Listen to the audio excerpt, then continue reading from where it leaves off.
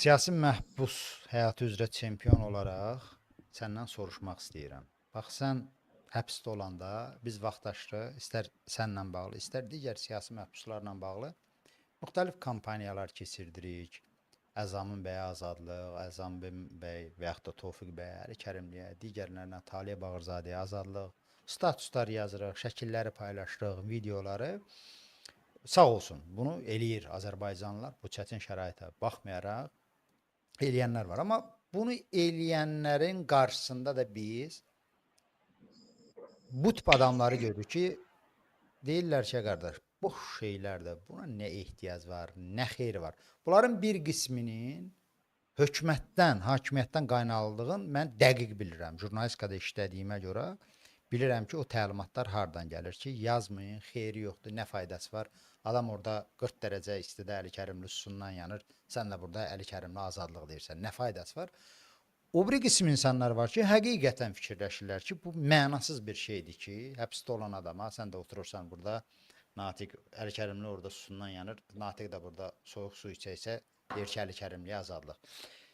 Siyasi məhbus üçün, içəridə olan siyasi məhbus üçün, bax bu sosial şəbəkələrdə o cür yazıların, çağırışların, dəstəyin bir əhəmiyyəti varmı mənəvi baxımdan, siyasi baxımdan Əzam bəy? Çox böyük Natiq bəy. Çox böyük hakimiyyət. Bəli, o üçün də müraciət elədiniz, o like qoyanda da, dəstək olanda da o hansı formaların düz. Bəli, əziz tamaşaçılar, çox böyük dostlar, çox böyük təsiri var. Bunlar, bu hakimiyyət bir şeyi rezonansdan ictimailəşməkdə qorxur. Yəni, mən o 114 gün acılıq eləmişəm. Məsəl üçün, bir başqa bir adam, heç bir ictimai fəaliyyəti olmayan, ictimaiyyətdə tanınmayan, adi bir sıradan bir adam olsaydı, nə ola diqqətə alacaq idilər. Mənim çünki aclığım beynəlxalq dərəcəli ictimaiyyətdə, Azərbaycandan kənarda, Avropada, bütün... Avropadan Amerikaya qədər, bəli, hər tərəfdə yayıldı. Bəli, ictimailəşdi, hətta Avropa məclisində, Avropa parlamentində, məsələ, şurasında da...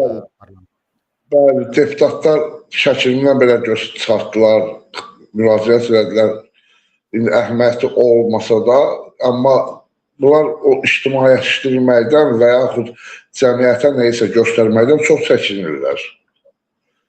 Yəni, adicə heç birdən çəkinmək lazım yoxdur. Yaxşı, bildiğiniz siyasətlə məşğul olmuşsunuz, kənarda dayanmışsınız.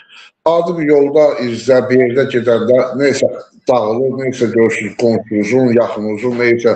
Onu çəkib haradasa Natiq bəy atmaq, kiməsə atmaq, mənə atmaq. Sualımı biraz da dəqiqləşdireyim. Sosial problemləri ictimailəşdirmək bu %100 lazımlıdır. Məncə bu məsələdə cəmiyyətdə şübhə yoxdur. Mən ora vurğunu salmaq və aydınlıq gətirmək istəyirəm ki, biz ki, indi azadlıqdayıq, sabah sən də başlayacaqsan da, nəmin Tofiq Yağıbliyə azadlıq, ona azadlıq, buna. Bu yazmırıq. Bax, onun siyasi məhbus üçün bir dəyəri, bir qiyməti var, yoxsa yox? Çünki onu mübahisə edirlər ki, nə xeyri var, yazmırıq. Buyurun. Ona gələcək edim. Əlbəttə, Natiq bəy, yenə deyirəm ki, böyük təsiri var. Əlbəttə, böyük təsiri var. Ən azından olduğu yerdə türmə, deyirəm axı, onlar görürlər, gəlib deyirlər, narahat olurlar. Plus, ölkədə xalqın içərisində bu ictimailəşir. Bu, birbaşa hakimiyyətin xarizmasına təsir eləyir. Yəni, onlar bir nəfəri, yəni, nə qədər qohum var, əqrəbəsi var, yaxını var, ətrafı var. Bu nüfuz baxımından, əlbəttə, və gəlib adama deyəndə ki, sizi bu formada ictimai, insanın özünə də çox xoş gəlir ki, bizi unutmurlar, dostlarımız. Yəni, bu vəziyyətdə, məsəl ki, mən